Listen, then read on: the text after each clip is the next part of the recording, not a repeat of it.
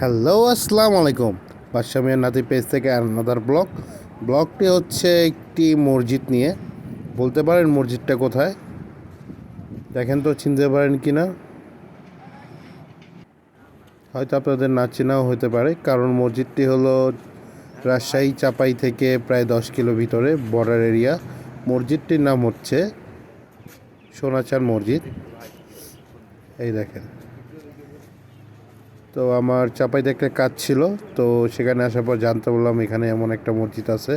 তো ভাবলাম যেহেতু আসছি তো দেখা করেই যাই মসজিদটা কেমন। আর এটা হচ্ছে মসজিদের খাদেম, ঝাড়ু দিতেছে।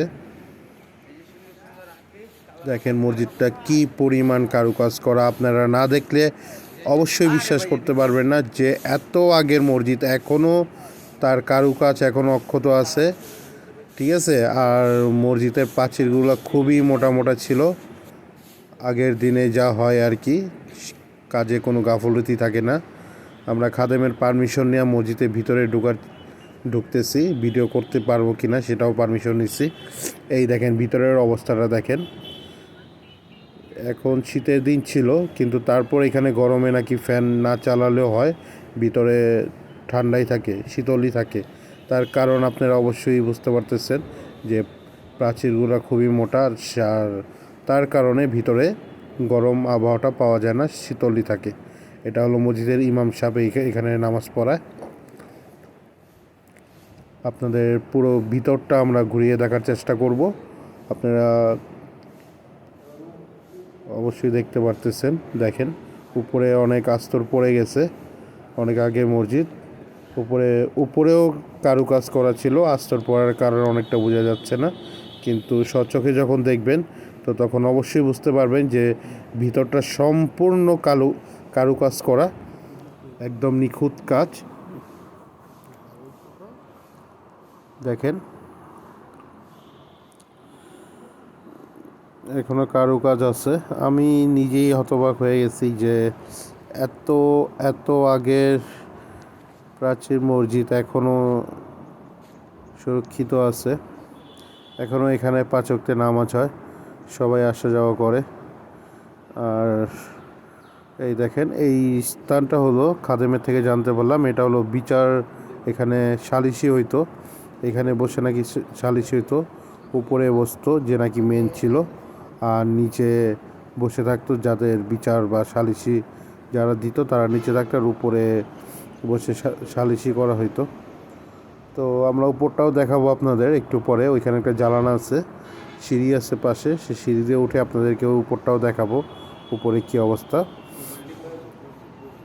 তো এখন আপনাদের ভিতরটা পরিপূর্ণ দেখালাম। এটা হলো বাইরের সাইড। দেখেন পিলারগুলা কি পরিমাণ কারুকাজ করা, আপনারা না দেখলে বিশ্বাস করতে পারবেন না যে কি পরিমাণ কারুকাজ করা। আর স্থানটা খুবই চমৎকার একটা স্থান, খুবই চমৎকার। সামনে কবরস্থানও আছে, সেখানে আমরা যাইনি। সোনা মসজিদের যে প্রতিষ্ঠাতা ছিল তাদের কবরও আছে সেখানে। তো এটা ধরতে গেলে মুঘলের আমলের মসজিদ হবে। এই দেখেন আপনাদের চারপাশটা দেখাচ্ছি যে এখনও কারুকাজ অক্ষত আছে, অনেক জায়গায় আস্তর পড়ে গেছে, কিন্তু তারপরেও 80% কারুকাজ এখনও আছে। তাহলে কী পরিমাণ কারুকাজ করা, এই আপনারা দেখলেই বুঝতে পারবেন। তো আপনাদের মসজিদের চারপাশটা ভালোভাবে ঘুরিয়ে দেখাচ্ছি।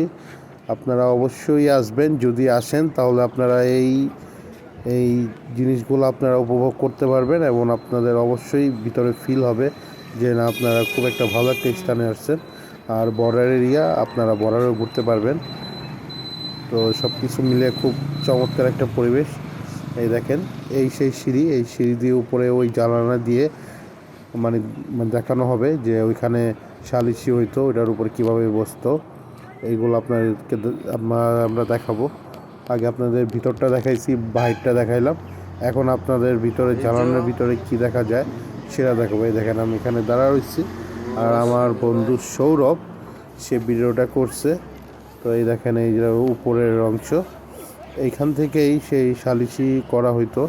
এখানে হয়তো আরও কিছু ছিল বসার মতো। এই দেখেন উপরটা।